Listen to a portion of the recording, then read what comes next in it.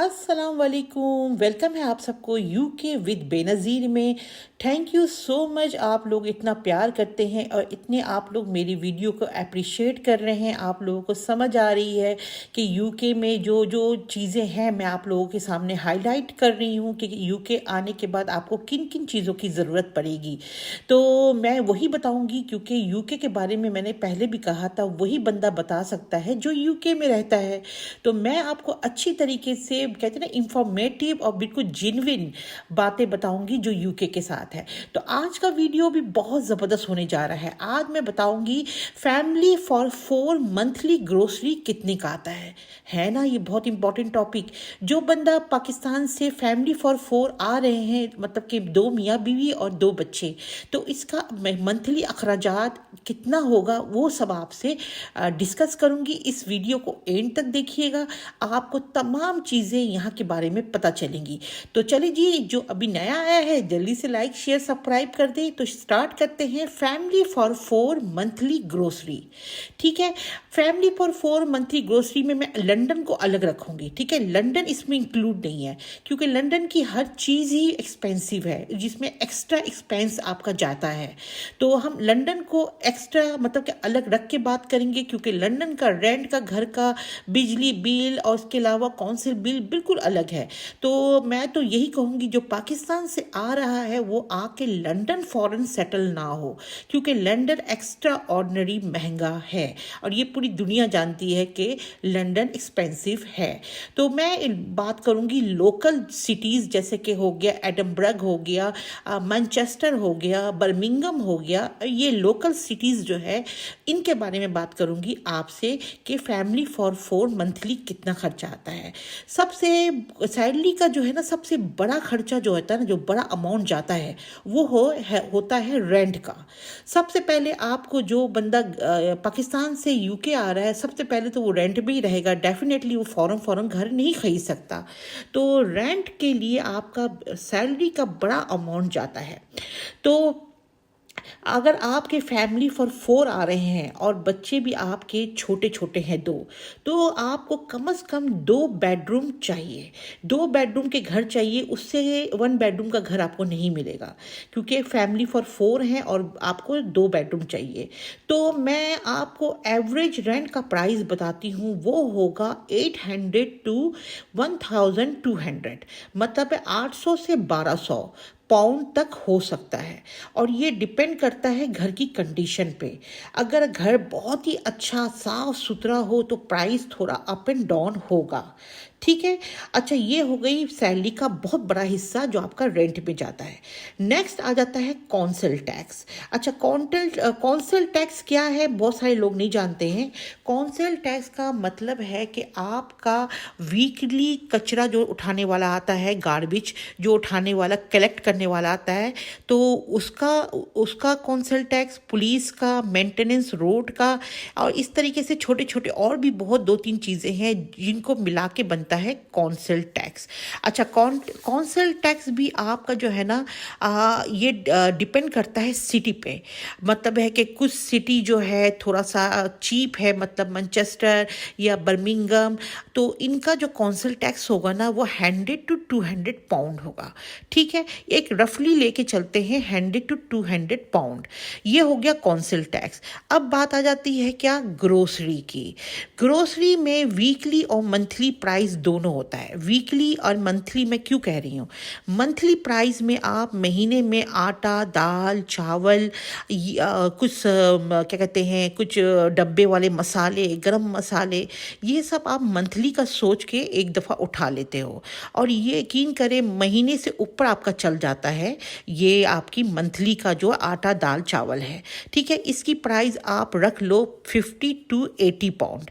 ठीक है, 50 to 80 pound monthly आपका ये चावल, आटा वगैरह सब जाता है। और वीकली में अगर आप 4 पर्सन हो, जिसमें आपके छोटे 2 बच्चे हैं, तो कम से कम आपका 80 to 100 जाएगा, जिसमें बच्चे का दूध है, सीरियल है, पैम्पर है, बेबी फूड है, वेजिटेबल्स है, ये सब वगैरह वगैरह है। तो इनका जो है ना आपको जाएगा कम से कम भी 80 to 100 पाउंड। ठीक है, ये मैं वीकली बता रही हूँ। अच्छा, चिकन और मटन वीकली का मैं बता रही हूँ। अगर आप वीक में एक दिन चिकन या मटन बना रहे हैं तो वो आपका जाएगा कम से कम भी 80 पाउंड, 50 to 80 पाउंड वीकली जाता है चिकन एंड मटन का। और अगर मंथली देखा जाए तो 400 to 500 आपका पड़ेगा चिकन एंड मटन का। ठीक है, उसके अलावा आ जाता है यूटिलिटी बिल। यूके में यूटिलिटी बिल में आपका इलेक्ट्रिसिटी आता है, गैस आता है, वाटर आता है। ठीक है, पहले बात कर लेते हैं वाटर का। वाटर का बिल जो है यहाँ पे आपको 45 to 55 पाउंड तक, ये मैं अंदाज़ा बता रही हूँ, लगभग आ जाता है। ठीक है, उसके अलावा गैस बिल। अच्छा, गैस का बिल जो विंटर में होता है ना वो थोड़ा सा ज़्यादा आता है, क्योंकि विंटर में यहाँ पे हीटर ऑन होता है, क्योंकि यहाँ पे हीटर का सिस्टम है, तो ज़्यादातर गैस हीटर होता है। तो गैस हीटर में आपका प्राइस थोड़ा सा विंटर में हाई जाता है। समझ लीजिए आपका मंथली में गैस का इसका 25 to 300, ये मैं विंटर का मिला के बोल रही हूँ। 250 to 300 पाउंड लग जाता है आपका किसका, गैस हीटर का विंटर में। ये हो गया। अब इसके बाद आ जाती है क्या, इसके बाद आ जाती है transport. Transport is very important, क्योंकि ऐसी बात है अपने मुल्क से आप जब दूसरे मुल्क जॉब करने आएंगे तो फ़ौरन तो आप गाड़ी नहीं खरीदेंगे, डेफिनेटली उसके लिए टाइम लगता है। तो आप ऐसी बात है जॉब में जाने के लिए पब्लिक ट्रांसपोर्ट यूज़ करेंगे। पब्लिक ट्रांसपोर्ट यहाँ पे है, ट्रेन है, बस है, ट्रम है, ऊबर है। ठीक है, तो आपने कौन सा चूज़ करना है, इसमें डिफरेंट प्राइस है। अगर आप ट्रेन यूज़ करेंगे ऑफिस जाने वगैरह के लिए, वैसे ट्रेन यहाँ पे यूज़ करते हैं सिटी टू सिटी जाने के लिए, ज़्यादा बेटर है, क्योंकि ट्रेन ज़रा एक्सपेंसिव पड़ता है ट्रेन का टिकट। मगर अगर आप जॉब के लिए जा रहे हैं तो आपके लिए बेस्ट है कि आप बस का पास बना लो। यहाँ पे बस का पास जो है ना वीकली भी बन जाता है, मंथली भी बन जाता है। अगर आप वीकली पास बना लोगे जो है 21 पाउंड, 21 पाउंड अगर आप इस वीकली पास बना लो तो आप अनलिमिटेड आना जाना कर सकते हो। चाहे आप ग्रोसरी लेने जाओ या ऑफिस के लिए जाओ तो अनलिमिटेड आना जाना हो सकता है। मतलब ये है कि अगर आप ऊबर में जाना चाहोगे, ऊबर मतलब टैक्सी समझ लें, यहाँ पे ऊबर बोलते हैं, टैक्सी में आना जाना करेंगे तो टैक्सी का यहाँ पे महंगा पड़ता है, क्योंकि 15 से 20 पाउंड आपको एक जगह लेके जाने का पड़ जाएगा, जो एक्सपेंसिव होता है ऊबर। तो ज़्यादातर लोग जो है ना पब्लिक बस को ज़्यादा प्रीफर करते हैं। तो पब्लिक बस का पास बना लें तो आपके लिए इजी हो जाएगा। और ये पब्लिक बस का पास जो है मंथली कॉस्ट आता है 200 पाउंड। ये मैं आपको रफली एस्टिमेट बता रही हूँ, 200 पाउंड तक का जाता है। अच्छा, इसके अलावा बात आ जाती है, अब बात आ जाती है कार इंश्योरेंस की।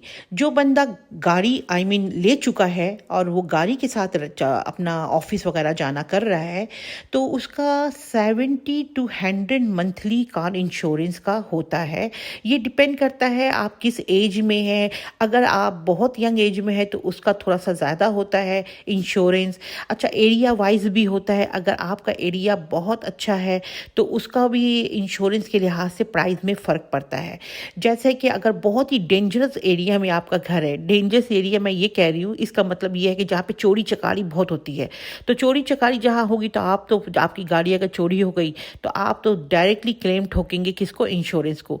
तो इस लिहाज से वो लोग ये सब बातें माइंड में रख के इंश्योरेंस का प्राइस रखते हैं कि भाई आपका इंश्योरेंस इतना का होगा। रफली आप समझ ले 70 to 100 पाउंड इंश्योरेंस का चला जाता है मंथली कह रही हूँ। अच्छा, रोड टैक्स, यहाँ पे रोड टैक्स भी देना पड़ता है आपको। अच्छा, रोड टैक्स क्या है वो मैं आपको बताती हूँ। जैसे कि यहाँ पे अगर आपकी गाड़ी 1 लीटर पेट्रोल पे है या बहुत बड़ी गाड़ी है तो उसके लिहाज से आपको 25 पाउंड आपको पे करना पड़ेगा रोड टैक्स के लिए। ठीक है, ये डिपेंड करता है आपकी गाड़ी किस साइज़ की है।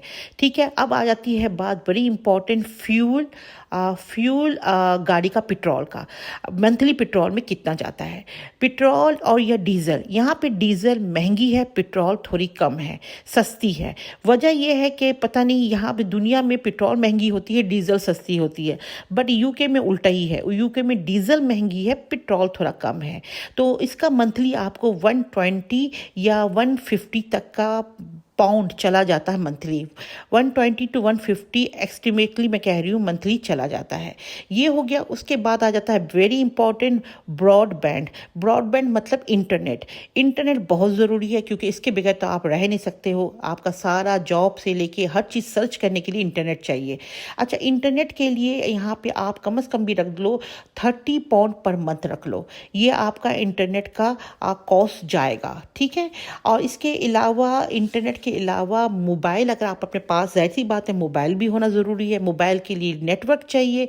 नेटवर्क के लिए यहाँ पे बहुत सारी कंपनी है, ईई है, वोडाफोन है, जो आपको मंथली का पैकेज बना के देते हैं या ईयरली का बना के देते हैं। उसके लिए आप कम से कम भी मंथली का समझ जाएं 15 से 30 पाउंड, 15 to 30 पाउंड मंथली जाएगा आपका किस पे, मोबाइल के नेटवर्क पे 15 to 30 पाउंड। तो ये हो गया बहुत ही इंपॉर्टेंट चीज़ें जो मैं आपको बता रही हूँ। उसके बाद आ जाता है मेडिकेशन। मेडिकेशन जो आप, वैसे तो यूके में मेडिकल फ्री है, बट आप जब काउंटर में जाके प्रिस्क्राइब किया हुआ दवा लेने जाते हो तो उसका एक फिक्स अमाउंट है जो सबको देना पड़ता है। तो वो अमाउंट है 9 to 10 पाउंड। 9 से 10 पाउंड आपको हर एक प्रिस्क्रिप्शन के देने पड़ेंगे, ये ज़रूरी है, ठीक है। ये हो गया। अच्छा, अब मैं आपको इन तमाम जितनी बातें बताई हैं उनका टोटल बताती हूँ, मंथली टोटल। तो मंथली टोटल मेरे लिहाज से अगर 2000 से 2100 पाउंड आपके पास होना चाहिए, ताकि आप जो है यही खर्चा आपका मंथली आएगा। इससे थोड़ा ज़्यादा कर लो तो 100-200 पाउंड ज़्यादा कर लो या कम कर लो, ये आपके अपने हाथ पे है कि आप खर्चा कैसे करते हो, आप कितना बच के चलाते हो। बट 200 to 2100 ये एक्सट्रीमेटली, मैंने अपना अंदाज़ा लगाया है, 2000 पाउंड से लेकर 2100 पाउंड तक का खर्चा आता है। और ये मैं बता रही हूँ 4 बंदे का, मतलब कि मियाँ बीवी 2 बच्चे। अच्छा, ये वो एक्सपेंस है जो हर बंदा को यूके में आके पे करना पड़ेगा, जो मैंने आपको डिटेल पीछे बताई है।